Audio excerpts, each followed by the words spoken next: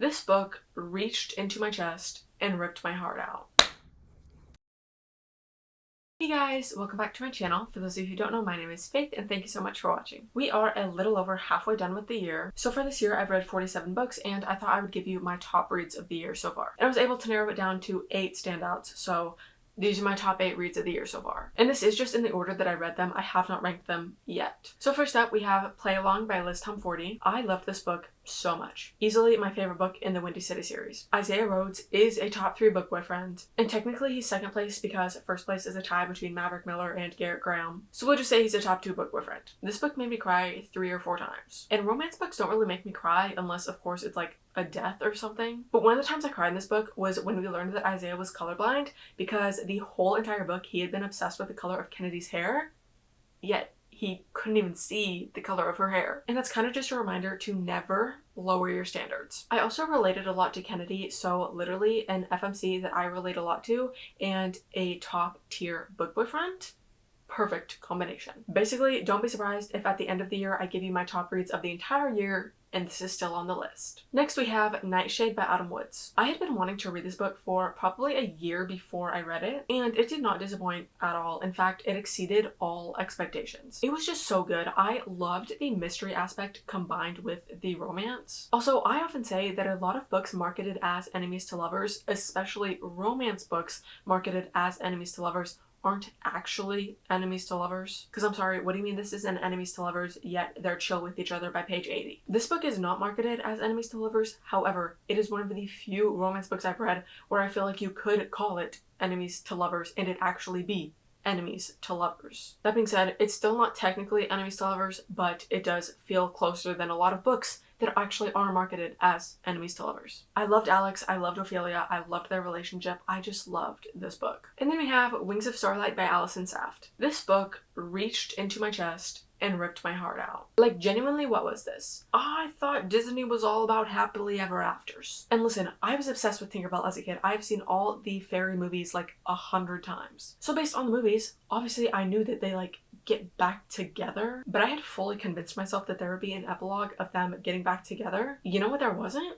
An epilogue of them getting back together. I finished this book and I cried so hard. It's a good thing that this book came out in my 20s and not when I was like 10, because I don't know if I ever would have emotionally recovered from this book. Heck, I still haven't emotionally recovered, and I have rewatched the movies since this just to see them back together. I'm seriously not kidding when I say that this book felt like a gut punch, but it was so good. And I will always have that love for the Disney fairies, and I am so excited for Wings of Reverie, which comes out in a couple months, and I'm really hoping that that one actually does have a happily ever after. Next up, we have Fragile Hopes by Lucina Coney. This was my first ever firefighter romance, and needless to say, won't be my last. This book exceeded all of my expectations. I was actually lucky enough to receive an ARC of this book, and I loved it so much, of course, I had to snag a physical copy. Going in, I definitely thought that I would come out liking this book. However, I loved it so much. The writing was incredible. All the characters had so much depth. The plot was so addicting. I was in a hardcore reading slump at the time I read this, and I flew through this book, which says a lot because I'm currently in a reading slump and I do not want to read anything, but we power through. This was my first Lucina Coney book, and I know she has more, and loving this one as much as I did definitely makes me want to read the rest of her books. Endless Hopes, which is book 2 in the series, comes out later this year, and I know who it's about, and I know the tropes, and guys, I am so excited. Definitely don't be surprised if that one also ends up as one of my top reads of the year. And then we have In Stormy Weather by Chelsea Curto. This is another one that I was lucky enough to receive the ARC of, and I actually read this back in February. And it did just come out earlier this week, and my physical copy is on the way. Y'all know how much I love Chelsea Curto. Her writing is literally perfect in every single book that she writes, and In Stormy Weather is no different. And same with her characters. I love the way she writes her characters. There's so much depth to them, and they also just feel like real people making real decisions, which always helps immerse me in the books. But perhaps one of my favorite things about this entire book is the fact that Sebastian and Quincy are Maverick Miller and Emmy Hartwell coded. And of course, Mav and Emmy are from Face Off, which is book 1 in the DC Star series, also written by Chelsea Curto. And they are my favorite book couple ever, and literally no couple will ever compare. So when I sit here and tell you that a couple is Maverick Miller and Emmy Hartwell coded, that is like the highest praise I could ever give. However, as much as I loved Sebastian and Quincy, Reginald really stole the show. If you know, you know. I loved this book so much, and I'm so glad that it's now out in the world and everybody else can love it as much as I did. And then we have Cross Court by Vi Denton. This is another one that I was lucky enough to receive the ARC of, and of course I loved it so much I had to get my physical copy. I loved Drop Shot, which is book 1 in this series. And after reading Drop Shot, I really did not think that the series could get better, but I literally couldn't have been more wrong because I loved this book so much. I read the arc of this when I was in Washington, and in case you weren't aware, I have wanted to go to Washington so bad for years, and when I was there, I could not stop thinking about this book. So the fact that I was at a place that I've wanted to visit for over a decade, and I could not stop thinking about this book and wanting to read this book should tell you how good this book is. Like, I would literally set my alarm 30 minutes early so that I could wake up and read this book before we did stuff that day. Alexander is another top tier book boyfriend. And Nick, if you like complex FMCs, you will love her. Like, she is definitely a character that you either will love or hate. I loved her, and don't you dare speak bad about her in front of me. I am genuinely obsessed with this book, and I do not see enough people reading it. I cannot wait for the next book in the series. You all need to read this book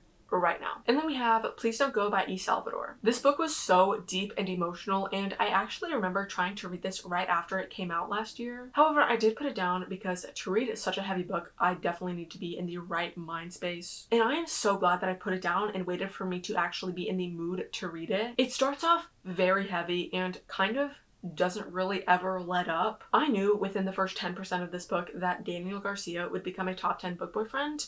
I was correct. He's incredible, he's perfect, he's the standard, guys. This book will have you ugly crying really hard. Trust me. I really hope that she continues this series because there are other characters in the book that I really want to read about. And lastly, I recently received the arc of Again at Home by Emily Reese, and I've already finished it. And at the time I'm posting this video, it is not out yet. However, it's out on July 22nd, so in just a couple days. Because it's not out yet, I don't want to say too much about it. However, I will say, I have made multiple videos about the Wildflower series, and I have made it extremely clear that Noah London is my #1 Wildflower man, and I never thought that I would see the day where he is dethroned. But then I read this book. And Noah London, I'm so sorry to say, you have been dethroned by your little brother. Sully London, who's in his mid to late 20s in this book, by the way, is one of the most caring, loving, nurturing men that I have ever read about. I really want to think about it because one day I do want to give you guys a list of my top 10 book boyfriends. But where it stands at this moment, guys, I think Sully is a top 5. Low-key, he might be one step behind Isaiah Rhodes. Like, this man is top tier. And because the book's not out yet, that's all I'm gonna say about it, other than read this book the second it's available because it is so good. And those are my top 8 reads of the year so far. I am in a terrible reading slump right now. I was able to fly through Again at Home, but I think that it was too good to where now I'm not in a slump, I'm in a reading hangover, which is just as hard to get over. Like, we're literally halfway through July, and that's the only book I've read this month, so love that. However, it was one of the best books I've read this year, so that's great. But guys, that is all that I have for you today. Be sure to like and subscribe and follow my Instagram and my TikTok, which are in the description below for more bookish content. I hope that you guys aren't also in a reading slump. Love you guys. Bye!